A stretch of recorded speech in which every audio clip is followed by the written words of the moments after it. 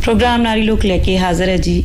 मैं तुहाडी भैन जसप्रीत ते अज स्टूडियो च साडे नाल मौजूद ने डॉक्टर अक्षिता धालीवाल जी। मोदी कॉलेज पटियाला च एज ए सहायक प्रोफैसर वनस्पति विज्ञान च सेवावां निभा रहे ने ते अज डॉक्टर अक्षिता धालीवाल जी साडे नाल वन महोत्सव विषय ते साडे नाल गलबात करनगे। पर उस तो पहलां एक सुर्खी साझी करदे हां इस प्रोग्राम च असीं। सुर्खी अज तुहाडे नाल साझी कर रहे हैं एक इस तरह की लेडी बारे जो कि 105 साल दी है, जिसनूं रुख माता दे नां नाल जाणिया जांदा है।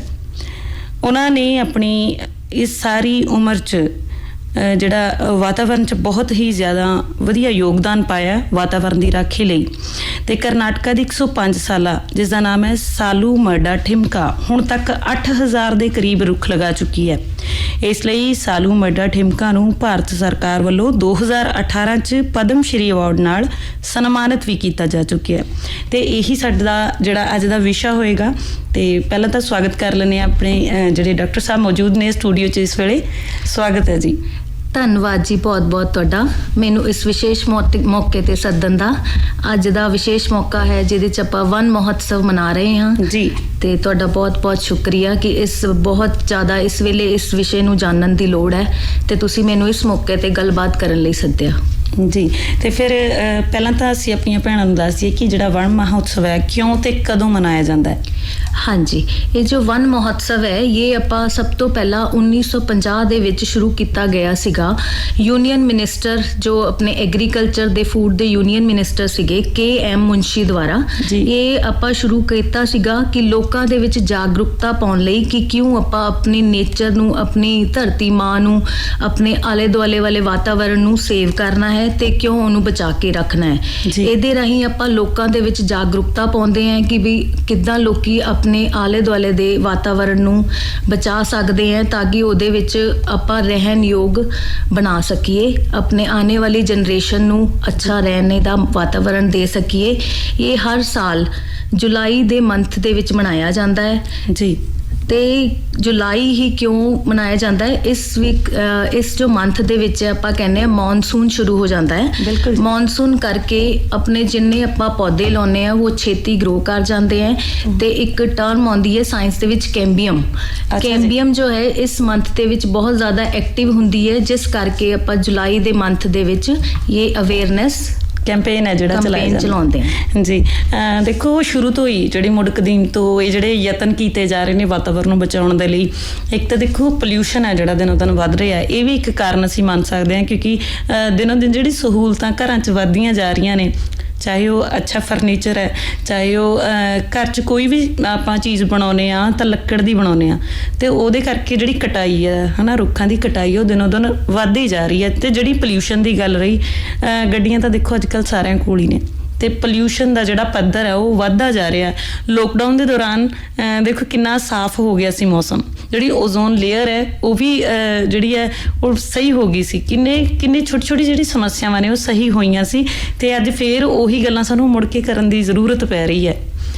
तो इस बारे फिर तुसीं दसो की करना चाहिए साडीआं भैणां नूं। हाँ जी, जिवें तुसीं कह रहे हो कि व्हीकल की वरतों बहुत ज़्यादा वध गई है, आपां ये तो नहीं कह सकते कि बिल्कुल ही घट बंद कर दी जाए वरतों, पर यह है कि आपां उहनूं सुचारू ढंग नाल वरत सकते हैं। जिवें आपां कह सकते हैं कि गड्डी अगर कोई अपनी गड्डी राहीं किते अपने इंस्टीट्यूट च काम करन जा रहे हैं तो आपां गड्डियां नूं पूल कर सकते हैं। जिवें इकट्ठे एक एरिए दे लोकी मिल के जी इकट्ठे जा सकते हैं गड्डियां च, ताकि जो पोल्यूशन लैवल है वो घट जाऊगा।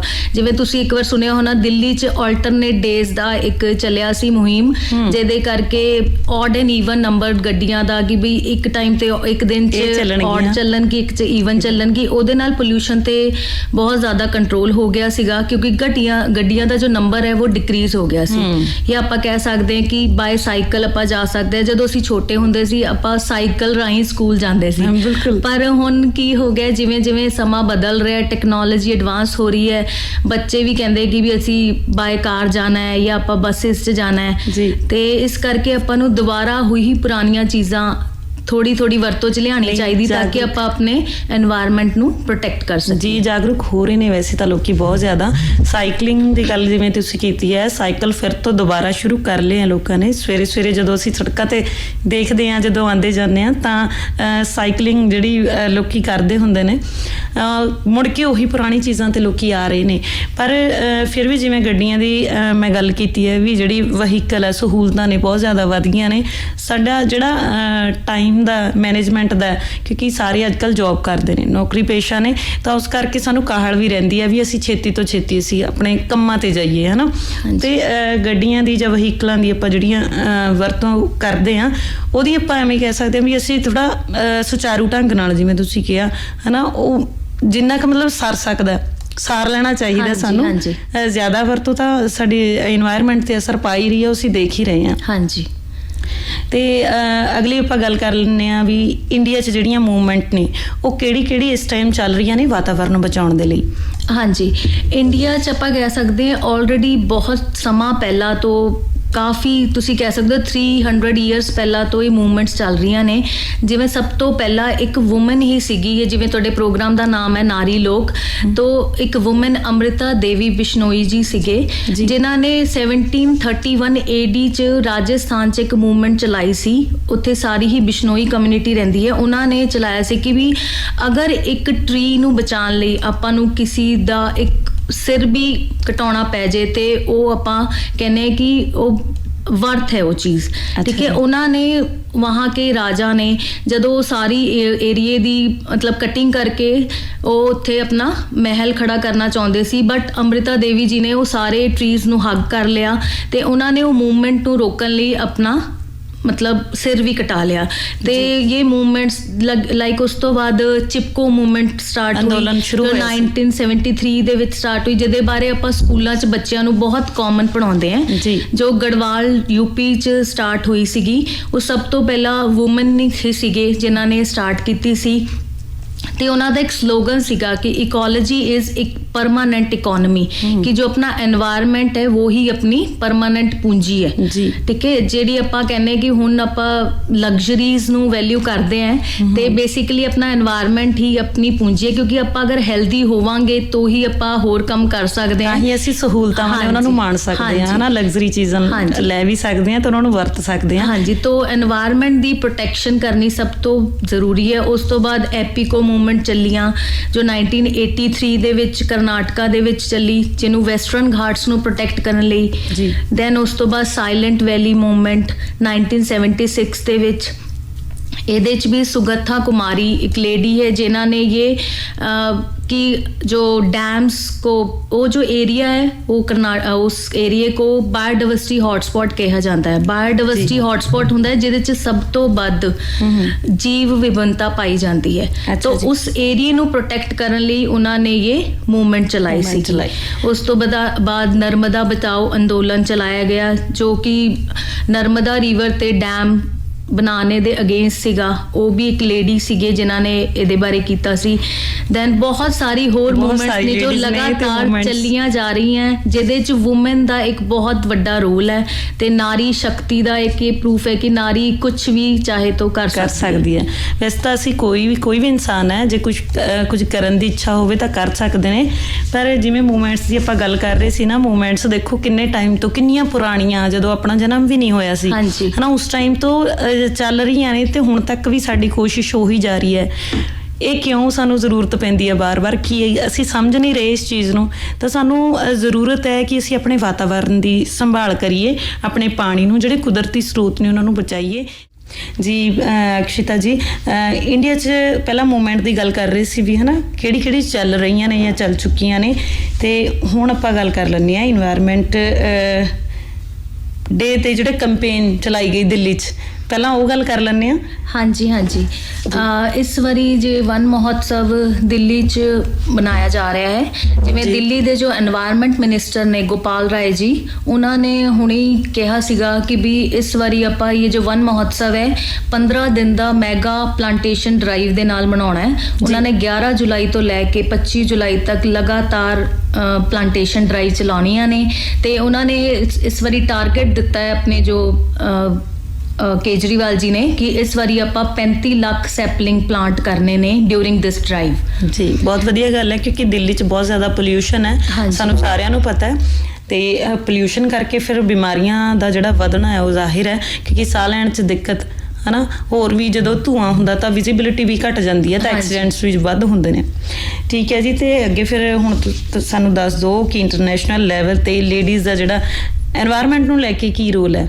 ਹਾਂਜੀ, ਇੰਟਰਨੈਸ਼ਨਲ ਲੈਵਲ ਤੇ ਬਹੁਤ ਸਾਰੀ ਇੱਦਾਂ ਦੀ NGOs ਬਣਾਈ ਗਈਆਂ ਨੇ ਜਿਹੜੇ ਵਿੱਚ ਵਿਮਨਸ ਦਾ ਹੀ ਮੇਨ ਰੋਲ ਹੈ। ਇੱਕ ਵੀ ਕੈਨ ਨਾਮ ਕੀ ਇੱਕ NGO ਹੈ ਜਿਹਦਾ ਮੇਨ ਪਰਪਸ ਹੀ ਵਿਮਨਸ ਅਰਥ ਐਂਡ ਕਲਾਈਮੇਟ ਐਕਸ਼ਨ ਨੈਟਵਰਕ ਜੀ। ਮੀਨਸ ਇਹਦੇ ਚ ਮੇਨ ਰੋਲ ਹੀ ਵਿਮਨਸ ਦਾ ਹੈ। ਸਾਰੇ ਜਿਹੜੇ ਡਿਸੀਜ਼ਨ ਮੇਕਰ ਨੇ, ਜੋ ਡਿਸੀਜ਼ਨ ਲੈਂਦੇ ਨੇ ਜਾਂ ਕੋਈ ਵੀ ਨਵਾਂ ਆਪਾਂ ਕਹਿੰਦੇ ਕਿ ਕੋਈ ਫੈਸਲਾ ਲਿਆ ਜਾਂਦਾ ਉਹਦੇ ਚ ਵਿਮਨਸ ਦਾ ਹੀ ਰੋਲ ਹੈ। ਤੇ ਬਹੁਤ ਸਾਰੀ ਵਿਮਨਸ ਨੇ ਇੰਟਰਨੈਸ਼ਨਲ ਲੈਵਲ ਤੇ ਲਾਈਕ ਇਸਾ ਤਾਓ ਸੀਸੇ ਜਿਨ੍ਹਾਂ ਨੂੰ ਕੁਈਨ ਆਫ ਰੀਸਾਈਕਲਿੰਗ ਕਿਹਾ ਜਾਂਦਾ ਹੈ। ਇਹ ਇੱਕ ਗੈਂਬੀਅਨ ਐਕਟਿਵਿਸਟ ਹੈ ਜਿਨ੍ਹਾਂ ਨੇ ਰੀਸਾਈਕਲਿੰਗ ਮੂਵਮੈਂਟ ਸਟਾਰਟ ਕੀਤੀ, ਜਿਹਦੇ ਅੰਡਰ ਉਹ 1 ਪਲਾਸਟਿਕ ਬੈਗ ਜੋ ਹੈ ਇਸ ਮੂਵਮੈਂਟ ਦਾ ਨਾਮ ਹੈ। ਤੇ ਉਹ ਪਲਾਸਟਿਕ ਦੇ ਅਗੇਂਸਟ ਵਰਕ ਕਰ ਰਹੇ ਨੇ, ਉਹਨਾਂ ਨੂੰ ਰੀਸਾਈਕਲ ਪਲਾਸਟਿਕ ਯੂਜ਼ ਕਰ ਰਹੇ ਨੇ ਤਾਂ ਕਿ ਆਪਣੇ এনवायरमेंट ਚੋਂ ਪਲਾਸਟਿਕ ਖਤਮ ਹੋ ਸਕੇ। Then another lady that is ਮੇ ਬੋਵੇ, ਉਹ ਇੱਕ ਵੈਬਸਾਈਟ ਉਹਨਾਂ ਨੇ ਲਾਂਚ ਕੀਤੀ ਹੈ ਜਿਹਦੇ 'ਚ ਉਹ ਜਿੱਥੇ ਵੀ ਆਪਾਂ ਕਹਿੰਦੇ ਕਿ ਕਾਰਬਨ ਡਾਈਆਕਸਾਈਡ ਦਾ ਲੈਵਲ ਘੱਟ ਹੋਣਾ ਚਾਹੀਦਾ ਆਪਣੇ এনवायरमेंट ਚੋਂ, ਕਿਉਂਕਿ ਅਗਰ ਜਿੰਨੇ ਆਪਾਂ ਰੁੱਖ ਲਾਵਾਂਗੇ ਉਨਾ ਜ਼ਿਆਦਾ ਉਹ ਕਾਰਬਨ ਡਾਈਆਕਸਾਈਡ ਨੂੰ ਐਬਜ਼ੌਰਬ ਕਰਨਗੇ ਤੇ ਆਪਣੇ ਵਾਤਾਵਰਣ ਚੋਂ ਕਾਰਬਨ ਡਾਈਆਕਸਾਈਡ ਘੱਟ ਹੋਏਗਾ। ਤੇ ਉਹਦੇ ਅਗੇਂਸਟ ਉਹ ਕੰਮ ਕਰ ਰਹੇ ਨੇ ਕਲਾਈਮੇਟ ਚੇਂਜ ਦੇ ਲਈ। ਦੈਨ ਗ੍ਰੇਟਾ ਥਨਬਰਗ ਨੇ, ਇਹ ਇੱਕ 17 ਈਅਰ 올ਡ ਇੱਕ ਲੇਡੀ ਹੈ ਸਵੀਡਨ ਦੀ। ਅੱਛਾ ਜੀ, ਇਤਨੀ ਯੰਗ ਏਜ 'ਚ ਉਹ ਮੂਵਮੈਂਟ ਚਲਾ ਰਹੇ ਨੇ for the global climate crisis. Then Vanessa she is मतलब ਆਪਾਂ ਕਹਿ ਸਕਦੇ ਹਾਂ ਕਿ ਉਹ ਲੇਡੀ ਸਿਰਫ 23 ਈਅਰ 올ਡ ਹੈ ਐਂਡ ਵੈਨਸ ਯੂਗਾਂਡਾ ਤੋਂ ਬਿਲੋਂਗ ਕਰਦੇ ਨੇ। She is very active environmentalist. Rachel Carson ਬਹੁਤ ਜ਼ਿਆਦਾ ਆਊਟਸਟੈਂਡਿੰਗ ਸਾਇੰਟਿਸਟ ਨੇ, ਰਾਈਟਰ ਵੀ ਨੇ ਤੇ ਇਕੋਲੋਜਿਸਟ ਵੀ ਨੇ। ਆਪਾਂ ਜ਼ਰੂਰੀ ਨਹੀਂ ਹੈ ਕਿ ਹਰ ਜੋ ਨਾਰੀ ਹੈ ਜਾਂ ਕੋਈ ਵੀ ਆਮ ਆਦਮੀ ਹੈ ਸਿਰਫ ਰੁੱਖ ਲਾ ਕੇ ਹੀ এনवायरमेंट ਨੂੰ ਬਚਾ ਸਕਦਾ ਹੈ। ਉਹ ਲੋਕਾਂ ਨੂੰ ਜਾਗਰੂਕ ਕਰਕੇ ਜਾਂ ਆਪਣੇ এনवायरमेंट ਬਾਰੇ ਲਿਖ ਕੇ ਆਪਣੀ ਕਵਿਤਾ ਰਾਹੀਂ, ਆਪਣੀ ਪੋਇਮਸ ਰਾਹੀਂ ਲੋਕਾਂ ਨੂੰ ਵੀ ਮੋਟੀਵੇਟ ਕਰ ਸਕਦਾ ਹੈ। ਤਾਂ ਹਰ ਇਨਸਾਨ ਦਾ ਆਪਣਾ ਇੱਕ ਤਰੀਕਾ ਆਪਣੇ এনवायरमेंट ਨੂੰ ਬਚਾਉਣ ਲਈ। ਤੇ ਕਈ ਲੋਕੀ ਲਿਖ ਕੇ ਬਚਾ ਲੈਂਦੇ ਨੇ, ਲੋਕਾਂ ਨੂੰ ਜੋਸ਼ ਭਰ ਦਿੰਦੇ ਨੇ ਕਿ ਉਹਨਾਂ ਦੀ ਲਿਖਣੀ ਪੜ੍ਹ ਕੇ ਆਪਣੇ ਅੰਦਰ ਜੋਸ਼ ਭਰ ਜਾਂਦੇ ਆ ਕਿ ਵੀ ਆਪਾਂ ਕੁਝ ਕਰੀਏ ਆਪਣੇ ਨੇਚਰ ਲਈ। ਤੇ ਬਹੁਤ ਸਾਰੀ ਹੋਰ ਵੀ ਇਹ ਲਿਸਟ ਬਹੁਤ ਲੰਬੀ ਹੈ ਇੰਟਰਨੈਸ਼ਨਲ ਲੈਵਲ ਦੀ ਵੀ ਤੇ ਇੰਡੀਅਨ ਲੈਵਲ ਦੀ ਵੀ, ਕਿ ਜੇ ਲੇਡੀਜ਼ ਹੀ ਹੈ ਜੋ ਬਹੁਤ ਜ਼ਿਆਦਾ ਕੰਮ ਕਰ ਰਹੀਆਂ ਨੇ ਐਜ਼ ਅ এনवायरमेंट ਪ੍ਰੋਟੈਕਟਿੰਗ। ਦੇਖ ਲਓ, ਆਪਾਂ ਨੂੰ ਸਾਨੂੰ ਵੀ ਮੈਨੂੰ ਵੀ ਨਹੀਂ ਸੀ ਪਤਾ ਵੀ ਜਿਹੜੀ ਲੇਡੀਜ਼ ਨੇ ਇੰਨੇ ਵੱਡੇ ਲੈਵਲ ਤੱਕ ਕੰਮ ਕਰ ਰਹੀਆਂ ਨੇ ਤੇ ਆਪਣੇ এনवायरमेंट ਨੂੰ ਬਚਾਉਣ ਦੇ ਲਈ। ਚਲੋ ਸਾਡੀਆਂ ਭੈਣਾਂ ਨੂੰ ਵੀ ਹੁਣ ਪਤਾ ਲੱਗ ਗਿਆ ਹੋਣਾ ਤੇ ਉਹ ਵੀ ਜ਼ਰੂਰ ਕੋਸ਼ਿਸ਼ ਕਰਨਗੀਆਂ ਕਿ ਆਪਣੇ ਵਾਤਾਵਰਨ ਨੂੰ ਬਚਾਉਣ ਦੇ ਲਈ ਉਹ ਕੀ ਕਰ ਸਕਦੀਆਂ ਨੇ, ਕਿਉਂਕਿ ਆਪਣੀ ਫੈਮਿਲੀ ਨੂੰ ਤਾਂ ਉਹ ਮੈਨੇਜ ਕਰਦੀਆਂ ਨੇ, ਗੁੱਡ ਮੈਨੇਜਰ ਨੇ। ਤੇ ਜਿਵੇਂ ਤੁਸੀਂ ਐਗਜ਼ਾਮਪਲ ਦਿੱਤੀਆਂ ਨੇ ਤੇ ਉਸ ਤੋਂ ਇਹ ਵੀ ਪਤਾ ਲੱਗਦਾ ਹੈ ਕਿ ਬਾਹਰ ਦੇ ਜਿਹੜੇ ਕੰਮ ਨੇ, ਵੈਸੇ ਤਾਂ ਹਰ ਇੱਕ ਡਿਪਾਰਟਮੈਂਟ 'ਚ ਹੁਣ ਲੇਡੀਜ਼ ਸਾਨੂੰ ਦੇਖਣ ਨੂੰ ਮਿਲਦੀਆਂ ਨੇ, ਕੰਮ ਕਰਦੀਆਂ ਨੇ ਔਰਤਾਂ ਮੋਢੇ ਨਾਲ ਮੋਢਾ ਲਾ ਕੇ। ਤੇ ਇਸ ਲੈਵਲ 'ਤੇ ਵੀ ਕੰਮ ਹੋ ਰਿਹਾ ਹੈ, ਸਾਡੀਆਂ ਭੈਣਾਂ ਨੂੰ ਅੱਜ ਪਤਾ ਲੱਗ ਗਿਆ। ਤੇ ਤੁਸੀਂ ਵੀ ਆਪਣੇ ਬੱਚਿਆਂ ਨੂੰ, ਆਪਣੀ ਫੈਮਿਲੀ ਨੂੰ ਵੱਧ ਤੋਂ ਵੱਧ ਅਵੇਅਰ ਕਰੋ, ਕਿਉਂਕਿ ਉਹ ਵੱਧ ਤੋਂ ਵੱਧ ਰੁੱਖ ਲਗਾਉਣ। ਕਿ ਬੱਚਿਆਂ ਨੂੰ ਜੇ ਅਸੀਂ ਅੱਜ ਤੋਂ ਹੀ ਦੱਸਾਂਗੇ ਹੈ ਨਾ, ਤਾਂ ਹੀ ਉਹ ਆਪਣੇ ਵਾਤਾਵਰਨ ਨੂੰ ਬਚਾ ਸਕਦੇ ਨੇ ਤੇ ਯੋਗਦਾਨ ਹੈ ਜਿਹੜਾ ਬਣਦਾ ਯੋਗਦਾਨ ਹੈ ਉਹ ਪਾ ਸਕਦੇ ਨੇ। ਕਿਉਂਕਿ ਜਦੋਂ ਇੱਕ ਅਸੀਂ ਰੁੱਖ ਲਗਾ ਲੈਂਦੇ ਹਾਂ ਹੈ ਨਾ, ਇੱਕ ਵਾਰੀ ਲਗਾ ਕੇ ਮੁੜ ਕੇ ਦੇਖਦੇ ਨੇ, ਕਿਉਂਕਿ ਸਿਰਫ ਇੱਕ ਫੋਟੋ ਕਲਿੱਕ ਕਰ ਲਈ ਆਪਾਂ ਨੇ ਸੋਸ਼ਲ ਮੀਡੀਆ ਤੇ ਪਾ ਦਿੱਤੀ, ਉਸ ਤੋਂ ਬਾਅਦ ਸਾਡੀ ਡਿਊਟੀ ਹੈ ਜਿਹੜੀ ਜ਼ਿੰਮੇਵਾਰੀ ਆਪਾਂ ਖਤਮ ਕਰ ਲੈਂਦੇ ਹਾਂ। ਹਾਂਜੀ ਹਾਂਜੀ, ਤੁਹਾਡੀ ਗੱਲ ਬਹੁਤ ਸਹੀ ਹੈ। ਕਈ ਵਾਰੀ ਅੱਜ ਕੱਲ ਇਹ ਜੋ ਕੈਂਪੇਨਸ ਨਾ ਕਈ ਵਾਰੀ ਸਿਰਫ ਇੱਕ ਰਿਚੁਅਲਸ ਬਣ ਕੇ ਰਹਿ ਗਈਆਂ ਕਿ ਵੀ ਆਪਾਂ ਇਹ ਦਿਨ ਮਨਾਉਣਾ ਹੈ, ਬਟ ਉਸ ਦਿਨ ਨੂੰ ਆਪਾਂ ਹਰ ਰੋਜ਼ ਕਿਉਂ ਨਾ ਮਨਾਈਏ। ਆਪਾਂ ਜਿਹੜਾ ਰੁੱਖ ਲਾਇਆ ਹੈ ਉਹਦੀ ਦੇਖਭਾਲ ਕਰੀਏ, ਆਪਣੇ ਬੱਚਿਆਂ ਨੂੰ ਸਿਖਾਈਏ ਕਿ ਵੀ ਜਿਵੇਂ ਜਿਵੇਂ ਤੁਸੀਂ ਵੱਡੇ ਹੋ ਰਹੇ ਹੋ ਇਹ ਤੁਹਾਡੇ ਨਾਲ ਵੱਡਾ ਹੋਊਗਾ, ਤੁਸੀਂ ਉਹ ਇਹਦਾ ਧਿਆਨ ਰੱਖਣਾ, ਕਿਉਂਕਿ ਇਹ ਚੀਜ਼ਾਂ ਪੀੜ੍ਹੀ ਦਰ ਪੀੜ੍ਹੀ ਚੱਲਦੀਆਂ ਨੇ। ਹਾਂਜੀ, ਆਪਾਂ ਇੱਕ ਵਾਰੀ 'ਚ ਆਪਣੇ ਨੇਚਰ ਨੂੰ ਨਹੀਂ ਬਚਾ ਸਕਦੇ, ਆਪਾਂ ਨੂੰ ਥੋੜੀ ਥੋੜੀ ਕੋਸ਼ਿਸ਼ ਕਰਦੀ ਰਹਿਣੀ ਪੈਣੀ ਹੈ ਤਾਂ ਕਿ ਆਪਾਂ ਇਹਨੂੰ ਬਚਾ ਕੇ ਰੱਖੀਏ। ਆਪਾਂ ਨਾਰੀ ਨੂੰ ਕਿਉਂ ਕਹਿੰਦੇ ਆ, ਕਦੀ ਵੀ ਤੁਸੀਂ ਦੇਖਿਆ ਹੋਣਾ ਆਪਾਂ ਕਦੀ ਵੀ ਐ ਨਹੀਂ ਕਹਿੰਦੇ, ਆਪਾਂ ਕਹਿੰਦੇ ਧਰਤੀ ਮਾਂ, ਗੰਗਾ ਮਾਤਾ ਹੈ ਨਾ। ਆਪਾਂ ਨਾਰੀ ਨੂੰ ਹੀ ਹਮੇਸ਼ਾ ਪਹਿਲੇ ਨੰਬਰ ਤੇ ਰੱਖਿਆ ਗਿਆ ਹੈ। ਕਿਉਂਕਿ ਨਾਰੀ ਇੱਕ ਬਹੁਤ ਵਧੀਆ ਤਰੀਕੇ ਨਾਲ ਹਰ ਚੀਜ਼ ਨੂੰ ਮੈਨੇਜ ਕਰ ਸਕਦੀ ਹੈ।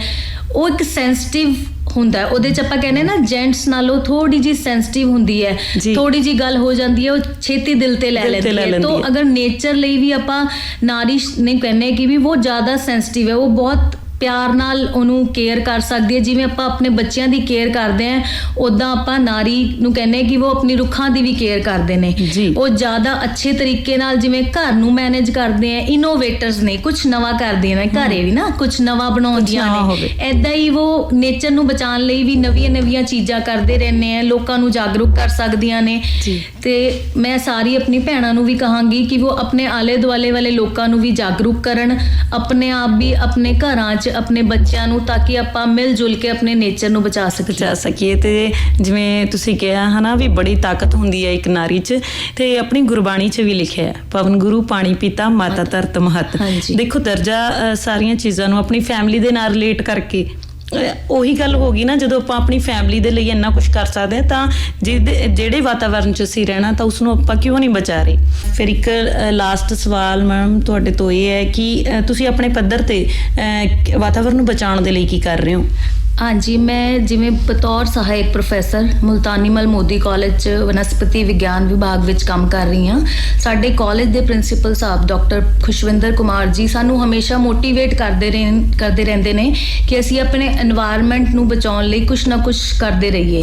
ਜਿਵੇਂ ਅਸੀਂ ਹੁਣ 5 ਜੂਨ এনवायरमेंट ਡੇ ਸੈਲੀਬ੍ਰੇਟ ਕੀਤਾ, ਉਹਦੇ ਅੰਡਰ ਅਸੀਂ 1000 ਪਲਾਂਟੇਸ਼ਨ ਕੀਤੀ ਅੱਡ-ਅੱਡ ਥਾਵਾਂ ਤੇ। ਅਸੀਂ ਆਪਣੇ ਬੱਚਿਆਂ ਨੂੰ ਮੋਟੀਵੇਟ ਕੀਤਾ, ਅਸੀਂ ਈਕੋ ਕਲੱਬ ਬਣਾਇਆ ਹੋਇਆ ਜਿਹਦੇ ਵਿੱਚ ਅਸੀਂ ਬੱਚਿਆਂ ਨੂੰ ਕਹਿੰਦੇ ਹਾਂ ਕਿ ਤੁਸੀਂ ਇੱਕ ਪਲਾਂਟ ਲਾਉਣਾ ਹੈ ਤੇ ਤੁਸੀਂ ਉਹਦੀ ਦੇਖਭਾਲ ਵੀ ਕਰਨੀ ਹੈ। ਇਹ ਕੋਈ ਕੰਪਲਸ਼ਨ ਨਹੀਂ ਅਸੀਂ ਕੀਤੀ ਕਿ ਤੁਸੀਂ ਕਾਲਜ ਕੈਂਪਸ 'ਚ ਹੀ ਲਾਉਣਾ ਹੈ, ਜਿੱਥੇ ਜੋ ਬੱਚਾ ਰਹਿੰਦਾ ਆਪਣੀ ਮਰਜ਼ੀ ਨਾਲ ਆਪਣੇ ਏਰੀਆ 'ਚ ਲਾ ਸਕਦਾ ਹੈ। ਇੱਦਾਂ ਹੀ ਅਸੀਂ ਬੱਚਿਆਂ ਨੂੰ ਜਾਗਰੂਕ ਕਰਦੇ ਰਹਿੰਦੇ ਹਾਂ ਅੱਡ-ਅੱਡ ਲੈਕਚਰ ਰਾਹੀਂ। ਜਿਵੇਂ ਅਸੀਂ ਕੀ ਕਰਦੇ ਹਾਂ ਸਕੂਲਾਂ ਦੇ ਵਿੱਚ ਜਾ ਕੇ, ਜਿਵੇਂ ਸਿੰਗਲ ਯੂਜ਼ਡ ਪਲਾਸਟਿਕ ਦੇ ਅਗੇਂਸਟ ਵੀ ਬਹੁਤ ਸਾਰੀਆਂ ਰੈਲੀਆਂ ਵਗੈਰਾ ਕਰਦੇ ਹਾਂ ਕਾਲਜ ਪੱਧਰ ਤੇ, ਸਾਈਕਲ ਰੈਲੀਜ਼ ਕਰਦੇ ਹਾਂ ਟੂ ਮੋਟੀਵੇਟ ਸਟੂਡੈਂਟਸ ਕਿ ਉਹ ਸਾਈਕਲ ਦਾ ਯੂਜ਼ ਕरें ਸੋ ਦੈਟ ਕਿ ਪੋਲਿਊਸ਼ਨ ਰਿਡਿਊਸ ਹੋ ਸਕੇ। ਅਸੀਂ ਸੋਲਿਡ ਵੇਸਟ ਮੈਨੇਜਮੈਂਟ ਦਾ ਇੱਕ ਯੂਨਿਟ ਆਪਣੇ ਕਾਲਜ ਦੇ ਵਿੱਚ ਲਗਾਇਆ ਹੈ, ਜਿਹਦੇ ਨਾਲ ਜਿੰਨਾ ਵੀ ਸੋਲਿਡ ਵੇਸਟ ਹੈ ਉਹਨੂੰ ਡੀਕੰਪੋਜ਼ ਕਰਕੇ ਅਸੀਂ ਖਾਦ ਦੇ ਵਿੱਚ ਕਨਵਰਟ ਕਰ ਸਕੀਏ। ਅਸੀਂ ਰੇਨ ਵਾਟਰ ਹਾਰਵੈਸਟਿੰਗ ਯੂਨਿਟ ਲਗਾਇਆ ਹੋਇਆ ਹੈ ਕਿ ਪਾਣੀ ਜੋ ਬਾਰਿਸ਼ ਦਾ ਪਾਣੀ ਹੈ ਉਹਨੂੰ ਕਿਵੇਂ ਆਪਾਂ ਰੀਯੂਜ਼ ਕਰ ਸਕਦੇ ਹਾਂ। ਤੇ ਸਾਡੇ ਪ੍ਰਿੰਸੀਪਲ ਸਰ ਸਾਨੂੰ ਹਮੇਸ਼ਾ ਹੀ ਮੋਟੀਵੇਟ ਕਰਦੇ ਆ ਕਿ ਆਪਾਂ ਆਪਣੇ ਨੇਚਰ ਨੂੰ, ਆਪਣੇ এনवायरमेंट ਨੂੰ ਬਚਾਉਣ ਲਈ ਆਪਣੇ ਪੱਧਰ ਤੇ ਕੀ ਕਰ ਸਕਦੇ ਹਾਂ। ਜੀ, ਹਰ ਸੰਭਵ ਕੋਸ਼ਿਸ਼ ਹੈ ਜਿਹੜੀ ਸਾਨੂੰ ਜ਼ਰੂਰ ਕਰਨੀ ਚਾਹੀਦੀ ਹੈ। ਤੇ ਜਾਂਦੇ ਫਿਰ ਇੱਕ ਸੁਨੇਹਾ ਸਾਡੀਆਂ ਭੈਣਾਂ ਨੂੰ ਦੇ ਦਿਓ, ਕਿਉਂਕਿ ਬਹੁਤ ਸਾਰੇ ਤਰੀਕੇ ਤੁਸੀਂ ਦੱਸ ਦਿੱਤੇ ਨੇ ਹਨਾ ਵੀ ਮੀਂਹ ਦੇ ਪਾਣੀ ਨੂੰ ਤੁਸੀਂ ਕਿਵੇਂ ਬਚਾਉਣਾ ਹੈ, ਕਿਵੇਂ ਸੇਵ ਕਰਨਾ ਹੈ, ਕਿਵੇਂ ਯੂਜ਼ ਵੀ ਕਰਨਾ ਹੈ। ਇੱਕ ਜਾਂਦੇ ਸੁਨੇਹਾ ਦੇ ਦਿਓ। ਹਾਂਜੀ, ਮੈਂ ਆਪਣੀ ਭੈਣਾਂ ਨੂੰ ਕਹਿਣਾ ਚਾਹੂੰਗੀ ਕਿ ਤੁਸੀਂ ਨਾਰੀ ਦੇ ਵਿੱਚ ਇੱਕ ਐਸੀ ਸ਼ਕਤੀ ਹੈ, ਉਹ ਕੋਈ ਵੀ ਕੰਮ ਮਤਲਬ ਹਰ ਤਰੀਕੇ ਨਾਲ ਕਰ ਸਕਦੀ ਹੈ, ਉਹਦੇ 'ਚ ਪਾਵਰ ਹੈ, ਉਹ ਕਨਵਿੰਸ ਕਰਾ ਸਕਦੀ ਹੈ। ਤੇ ਮੈਂ ਚਾਹੂੰਗੀ ਕਿ ਤੁਸੀਂ ਸਾਰੀਆਂ ਭੈਣਾਂ ਮਿਲ ਕੇ ਆਪਣੇ ਆਲੇ ਦੁਆਲੇ ਨੂੰ ਜਾਗਰੂਕ ਕਰੋ, ਲੋਕਾਂ ਨੂੰ ਦੱਸੋ ਕਿ ਆਪਣੇ এনवायरमेंट ਨੂੰ ਆਪਾਂ ਕਿਉਂ ਬਚਾਉਣਾ ਚਾਹੀਦਾ। ਅਗਰ ਆਪਣਾ এনवायरमेंट ਹੋਊਗਾ ਤਾਂ ਹੀ ਆਪਾਂ ਚੰਗੀ ਤਰ੍ਹਾਂ ਰਹਿ ਸਕਾਂਗੇ, ਅਦਰਵਾਈਜ਼ ਆਪਾਂ ਆਉਣੇ ਵਾਲੀ ਜਨਰੇਸ਼ਨਾਂ ਨੂੰ ਕੀ ਦੱਸਾਂਗੇ ਕਿ ਆਪਣਾ এনवायरमेंट ਡਿਪਲੀਟ ਹੋ ਰਿਹਾ, ਪੋਲਿਊਸ਼ਨ ਵੱਧ ਰਿਹਾ ਹੈ। ਆਪਾਂ ਨੂੰ ਆਪਣਾ ਪਾਣੀ ਬਚਾ ਕੇ ਰੱਖਣਾ ਚਾਹੀਦਾ, ਆਲੇ ਦੁਆਲੇ ਸਫਾਈ ਰੱਖਣੀ ਚਾਹੀਦੀ ਹੈ। ਅਗਰ ਆਪਾਂ ਹਰ ਬੰਦਾ ਥੋੜਾ ਆਪਣਾ ਯੋਗਦਾਨ ਪਾਈਏ ਤਾਂ ਏਦਾਂ ਈਚ ਵਨ ਟੀਚ ਵਨ ਕਿ ਹਰ ਇੱਕ ਬੰਦੇ ਨੂੰ ਪੜ੍ਹਾਉਣਾ ਚਾਹੀਦਾ ਹੈ। ਤੇ ਈਚ ਵਨ ਪਲਾਂਟ ਵਨ, ਅਗਰ ਹਰ ਇੱਕ ਬੰਦਾ ਇੱਕ ਪੌਦਾ ਲਾਏਗਾ, ਉਹਦੀ ਦੇਖਭਾਲ ਕਰੇਗਾ ਤੇ ਏਦਾਂ ਅੱਗੇ ਇਹ ਚੇਂਜ ਚੱਲਦੀ ਰਹੂਗੀ। ਤੇ ਮੇਰੇ ਹਿਸਾਬ ਨਾਲ ਹੌਲੀ ਆਪਾਂ ਆਪਣੇ এনवायरमेंट ਨੂੰ ਬਚਾ ਸਕਾਂਗੇ ਤੇ ਰਲ ਮਿਲ ਕੇ ਆਪਾਂ ਆਪਣੇ এনवायरमेंट ਨੂੰ ਰਹਿਣਯੋਗ ਬਣਾਉਣਾ ਹੈ ਤੇ ਇਹਦੀ ਦੇਖਭਾਲ ਕਰਨੀ ਹੈ। ਬਿਲਕੁਲ ਜੀ, ਕੋਸ਼ਿਸ਼ ਜੇ ਆਪਾਂ ਕਰਾਂਗੇ ਤਾਂ ਹੀ ਅਸੀਂ ਆਪਣੇ ਵਾਤਾਵਰਨ ਨੂੰ ਬਚਾ ਸਕਦੇ ਹਾਂ, ਕਿਉਂਕਿ ਅਸੀਂ ਇਸੇ ਵਾਤਾਵਰਨ 'ਚ ਰਹਿਣਾ ਤੇ ਸਾਡੀ ਜਿਹੜੀ ਆਉਣ ਵਾਲੀ ਪੀੜ੍ਹੀ ਹੈ, ਸਾਡੇ ਬੱਚੇ ਆ, ਉਹਨਾਂ ਨੇ ਇਸੇ ਹਵਾ 'ਚ ਸਾਹ ਲੈਣਾ ਹੈ। ਕਿਉਂਕਿ ਜੇ ਸਾਡਾ ਵਾਤਾਵਰਨ ਪਲੀਤ ਹੋ ਜਾਏਗਾ ਹਨਾ, ਤਾਂ ਅਸੀਂ ਕੀ ਕਹਾਂਗੇ ਵੀ ਸਾਡੇ ਜਿਹੜੇ ਪੂਰਵਜ ਸੀ ਜਾਂ ਬਜ਼ੁਰਗ ਸੀ ਉਹਨਾਂ ਦੀ ਦੇਣ ਹੈ ਇਹ। ਤਾਂ ਉਮੀਦ ਕਰਦੇ ਹਾਂ ਤੁਹਾਨੂੰ ਇਹ ਪ੍ਰੋਗਰਾਮ ਪਸੰਦ ਕੀਤਾ ਹੋਏਗਾ। ਤੇ ਇਸ ਦੇ ਨਾਲ ਹੀ ਪ੍ਰੋਗਰਾਮ ਨਾਰੀ ਲੋਕ ਇੱਥੇ ਹੀ ਖਤਮ ਹੁੰਦਾ ਹੈ। ਮੈਨੂੰ ਜਸਪ੍ਰੀਤ ਤੇ ਮੇਰੇ ਨਾਲ ਡਾਕਟਰ ਅਕਸ਼ਿਤਾ ਧਾਲੀਵਾਲ ਜੀ ਨੂੰ ਪ੍ਰੋਗਰਾਮ ਖਤਮ ਕਰਨ ਦੀ ਦਿਓ ਇਜਾਜ਼ਤ। ਧੰਨਵਾਦ ਜੀ।